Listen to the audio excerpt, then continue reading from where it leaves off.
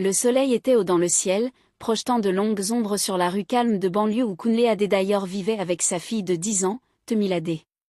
Le quartier était sans prétention, des maisons modestes bordées de clôtures blanches et de pelouses bien entretenues. C'était le genre d'endroit où les gens souriaient poliment sans jamais vraiment se mêler des affaires des autres. Kunle y pensait souvent en regardant sa fille jouer dehors.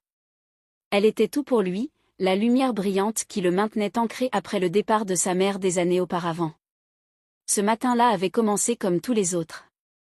Temilade était assise à la table de la cuisine, crayonnant avec ses feutres de couleur pendant que Kunle faisait frire des œufs et des saucisses. Elle dessinait une image de deux, un père et une fille, debout main dans la main sous un arbre. « Assure-toi de dessiner mes muscles correctement », plaisanta Kunle en lui servant son assiette. Temilade éclata de rire et leva son dessin à moitié fini. « Tu es le papa le plus fort du monde », dit-elle avec un sourire éclatant.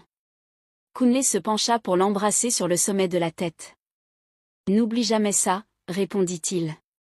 Ce fut la dernière fois qu'il entendit son rire. Dans l'après-midi, le terrain de jeu grouillait d'enfants. Temilade avait supplié d'y aller, et Kunle avait accepté à contre-séure. Il avait prévu de terminer des documents pour l'atelier automobile où il travaillait, mais il se retrouva distrait, regardant l'horloge toutes les quelques minutes. Lorsque le téléphone sonna, il sut, avant même de décrocher, que quelque chose n'allait pas. La voix au bout du fil appartenait à un officier de police.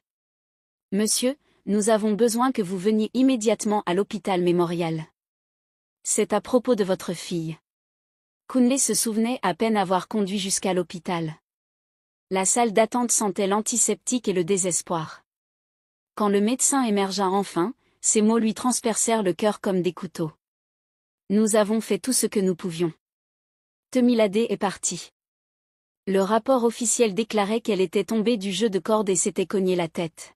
« Un accident tragique », disait-il. Kunle écoutait à peine les explications. Son monde s'était effondré en un instant, ne laissant qu'un vide béant.